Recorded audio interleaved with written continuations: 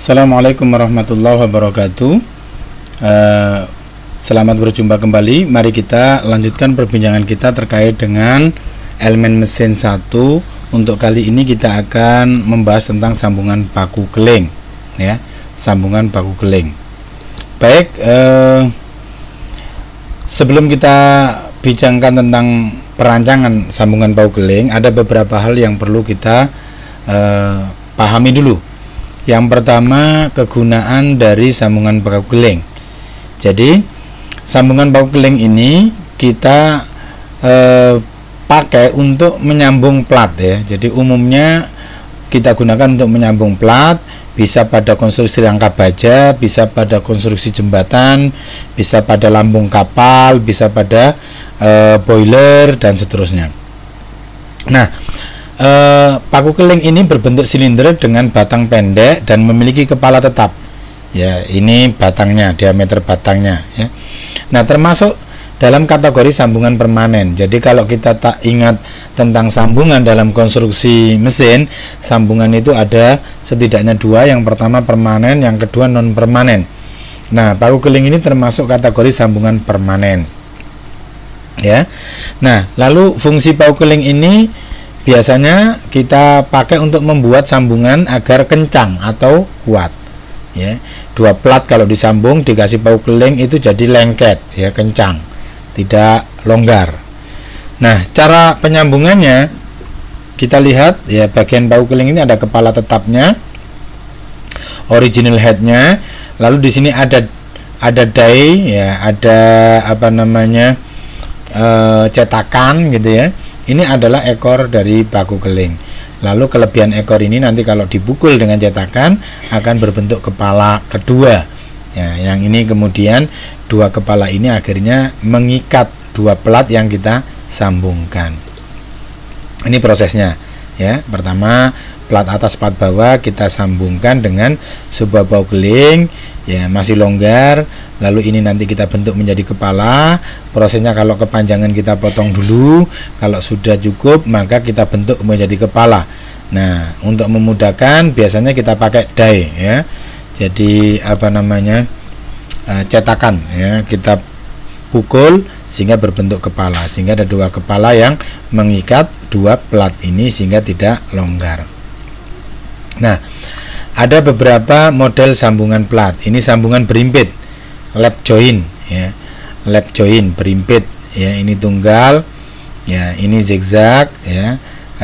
Susunan pakunya zigzag, ini susunan pakunya lurus, ya. Kemudian ini ada PB, ya. Ini back pitch, ya. Ya, jarak antara sumbu, ya, antar sumbu paku keling di jalur yang berbeda. Nah, lalu kalau pit ini di jalur yang sama, ya. Lalu kemudian ada ini PD diagonal pitch, ini kalau zigzag, ya, itu jarak sumbu antar paku keling, ya. Nah, ini sambungan sejajar, ya, butt join, ya. Kalau tadi sambungan berimpit, ya, berimpit itu dua plat dihimpitkan lalu langsung diikat dengan paku keling. Kalau ini sambungan sejajar, butt join, itu menggunakan dua plat sejajar ditumpuk kepada plat yang mau disambungkan. Plat 1, plat 2 disambungkan dengan dua plat yang ditumpuk secara sejajar, ya. Ini butt join namanya. Nah, ada beberapa istilah yang harus kita pahami, ya, dalam sambungan paku keling ini. Yang pertama pitch.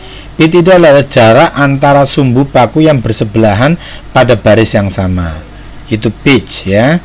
Contohnya adalah ini, ya. Ini pitch. Ini pitch antara ini dan ini pitch, ya. Pitch. Kemudian ada istilah back pitch.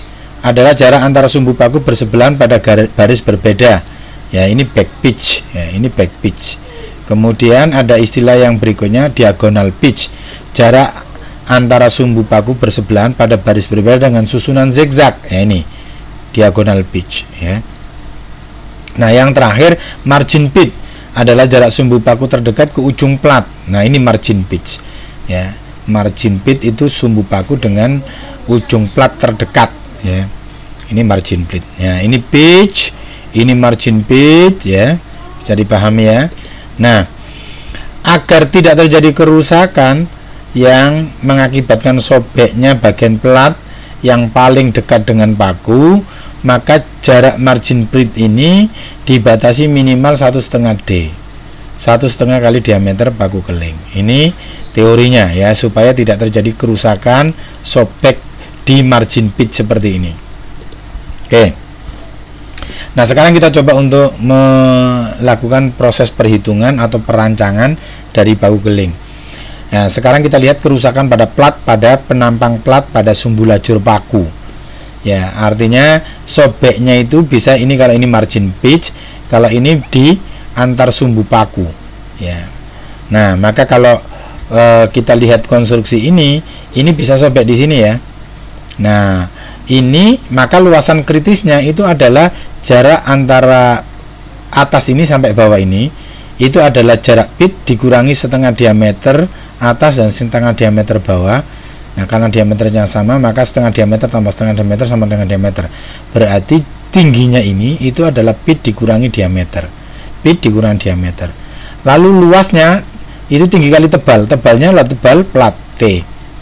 Maka luasan kritis di sini itu adalah P min D kali T. Ya, pitch dikurangi diameter dikali dengan tebal plat. Ya. Lalu kalau kita disuruh mencari gaya tarik yang mengakibatkan kerusakan, itu adalah, kalau kita ingat tegangan sama dengan P per luasan, maka ya P atau gaya tarik yang terjadi ya itu adalah sama dengan tegangan tarik kali luasan. Nah, gaya tarik yang dapat ditahan itu tidak boleh melebihi tegangan izinnya. Maka gaya tarik maksimum yang bisa ditahan itu sama dengan luasan kritis kali tegangan tarik izinnya. Nah, luasan kritisnya ini, tegangan tarik izinnya nanti kita cari dari tabel. Inilah gaya tarik yang mampu ditahan. Kalau sudah melebihi harga ini, maka nanti akan terjadi sobek. Ya, maka akan terjadi sobek. Oke. Ini kerusakan pada paku. Kerusakan pada paku itu luasan kritisnya ya di batang paku keling. Ya, seperti ini nih, terpotong. Seolah-olah begitu ya. Ya, kalau ini lap joint ya. Kalau ini butt joint ya, disambung dengan menumpuk ya. Nah, kalau ini double ya, double cover butt joint ya. Ada dua luasan kritis yang terjadi pada paku keling. Kalau ini hanya satu luasan kritis, sama dengan lap joint. Nah, tapi kalau sudah double cover, ini terjadi dua ya luasan kritis. Seolah-olah ini dipotong gini ya. Terjadi dua penampang yang terpotong. Nah, kalau kita lihat di sini ya, kerusakan pada paku seperti ini, kalau lap joint seperti ini berarti luasan kritisnya satu, yaitu luasan penampang dari paku keling 1/4 PD kuadrat. Ya, kalau butt joint seperti ini ditumpuk, ada luasan kritisnya 2, berarti 2 kali 1/4 PD kuadrat. Ya, ya, luas di atas sama luasan di bawah ini. Ya. Nah, jadi kalau kita nanti kasusnya seperti ini, lap joint sederhana begini, maka A gesernya hanya 1, 1/4 PD kuadrat. Kalau seperti ini, A gesernya juga 1 ya. Ini butt joint tapi yang single. Kalau ini butt joint yang double cover. Ya, kalau double cover maka luasan kritisnya 2 kali 1/4 PD pangkat 2. Ya. Nanti lihat kasusnya. Nah, gaya tahan geser tiap pitch. Gaya tahan geser tiap pitch itu adalah sama dengan N kali AS kali T kali TO. TO ini tegangan geser izin. AS adalah luasan kritisnya. Luasan kritis itu sama dengan luasan batang paku keling dikalikan jumlah luasan kritisnya berapa, ada berapa ya. Nah, jadi PS sama dengan N kali 1/4 PD kuadrat kali tegangan geser izin. Ini tegangan gaya geser yang bisa ditahan. Kalau sudah melebihi ini, maka akan terjadi patah pada batang paku keling ya. Nah, kalau ini adalah crashing atau istilahnya terjadi tumbukan, nanti akan terjadi kelonggaran pada lubang ini karena tekanan dari paku keling terhadap plat ya. Nah kalau ini maka yang terjadi itu di daerah kritis ini. Daerah kritis, luasan kritisnya itu diasumsikan sama dengan segi 4 yang tingginya sebesar diameter ya, lalu kemudian tebalnya sama dengan tebal dari plat ya. Jadi A kritisnya sama dengan N D kali T, di mana N ini adalah jumlah paku tiap pitch length ya, jumlah pakunya berapa tiap pit itu. Kalau jumlah pakunya 1 ya 1, maka gaya yang akan merusak itu adalah N kali D kali T kali tegangan kompresi izinnya ya. Kalau sudah PC nya melebihi dari ini, maka dia akan terjadi rusak di sini, crashing ya, crashing ya. Nah efisiensi dari sambungan paku yang bisa dicari dari P terkecil, dari P tarik, P geser atau P apa namanya kompresi.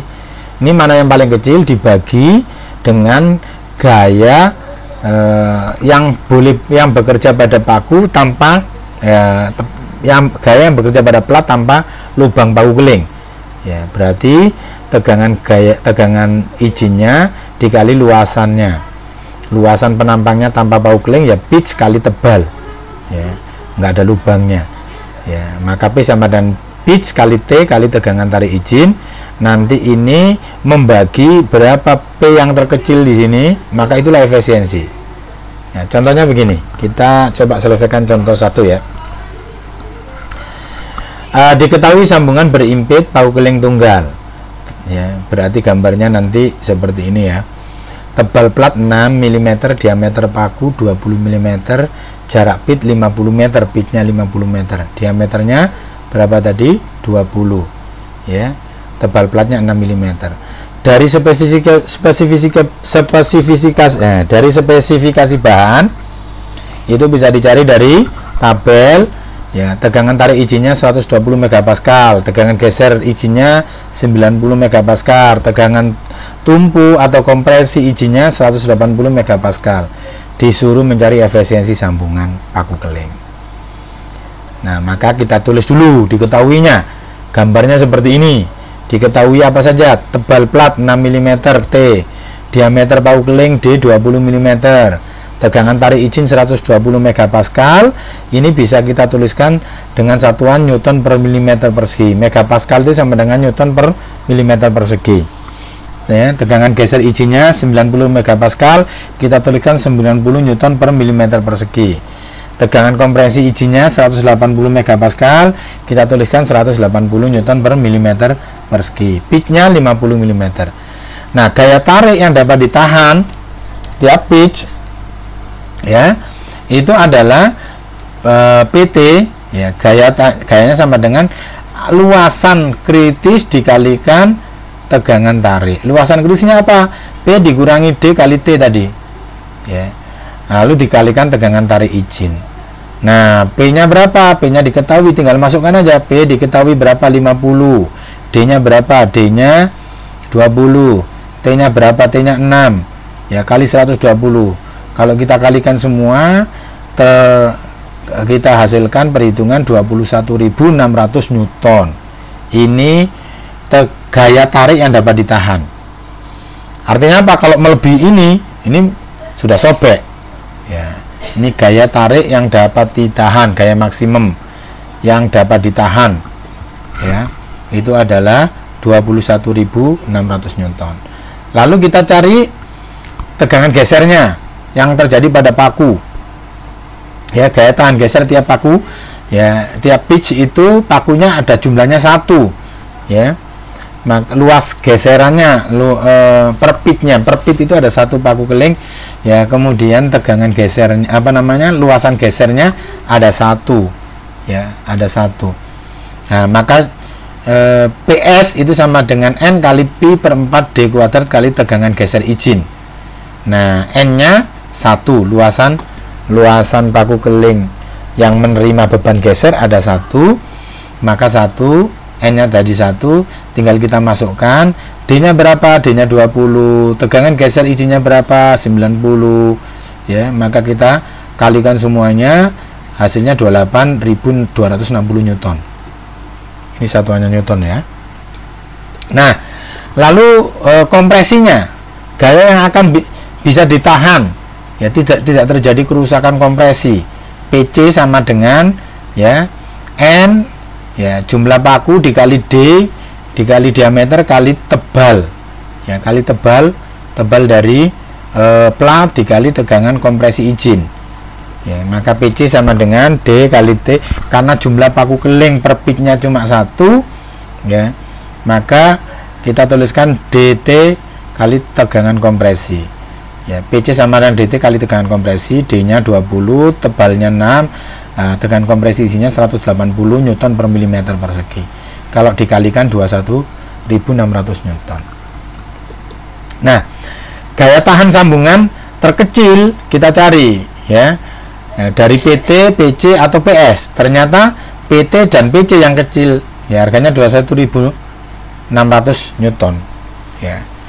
Kalau P kompresinya, P sharingnya, P gesernya besar, kita pakai yang ini.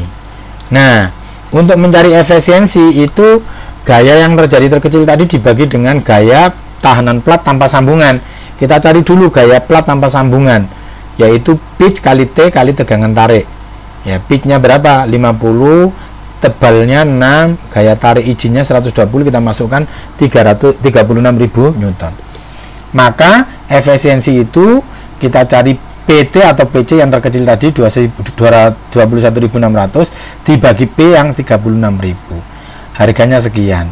Kalau kita nyatakan dalam persen, tinggal dikalikan 100%, jadi 60%. Inilah efisiensi sambungan paku keling. Ya. Oke. Nah, untuk yang contoh kedua, ya, bisa kita lihat di sini.